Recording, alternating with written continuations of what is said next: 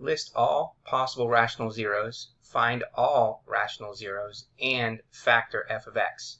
So here is our function. So the first thing we're going to do is find all the possible rational zeros. So we'll call that part A. So we need to determine what is the value of P and what is the value of Q. Well, the value of P is the constant, so we're going to call that plus or minus 14. And then the value of Q is the leading coefficient, which is plus or minus 1. Well, plus or minus 14 divided by plus or minus 1 is going to give us plus or minus 14. So therefore, we're going to have the possible zeros. What are the factors of 14? Well, we know that 1 is a factor of 14. We know that plus or minus 2 is a factor of 14. We know that plus or minus 7 is a factor of 14. And we know that plus or minus 14 is a factor of 14. So therefore, those are the possible rational zeros.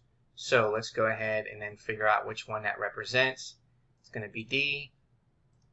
And there's our result. Okay, now we need to find what are the rational zeros of this function.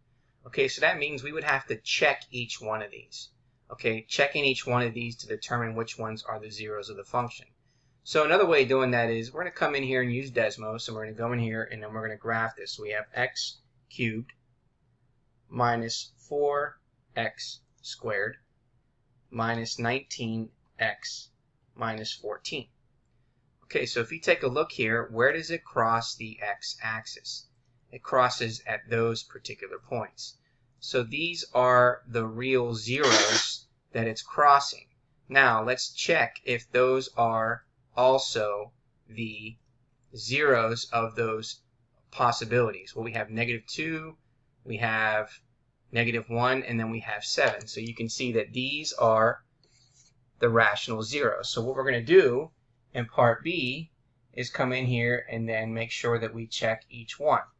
So the first one is -2, and then we're going to use synthetic division. So we have 1, -4, -19, and -14. I'm going to bring down the 1. -2 times 1 is -2. -4 plus -2 is -6.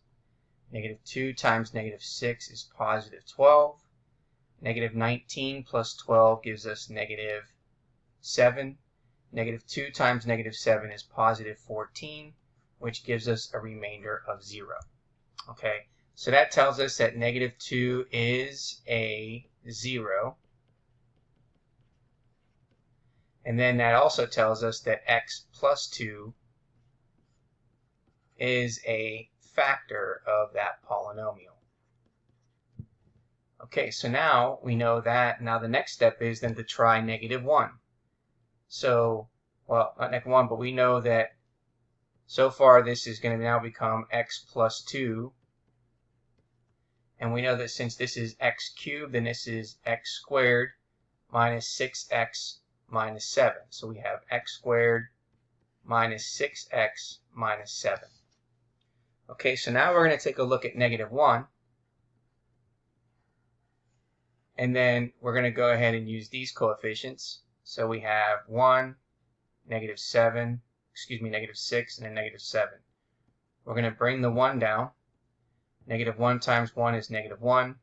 -6 plus -1 is -7.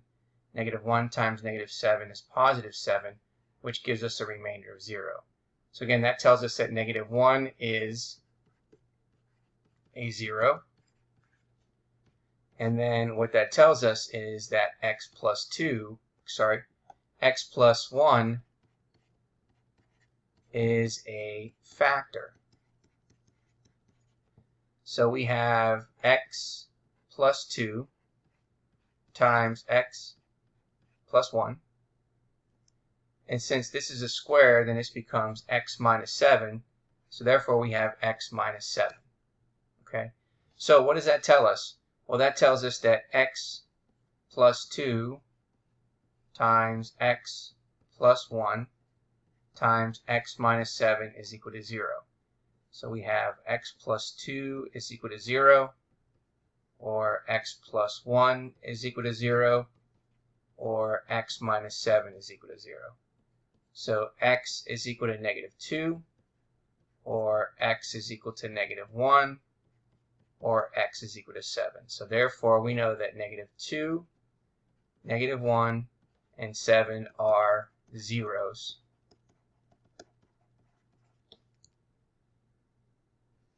And the graph confirms that.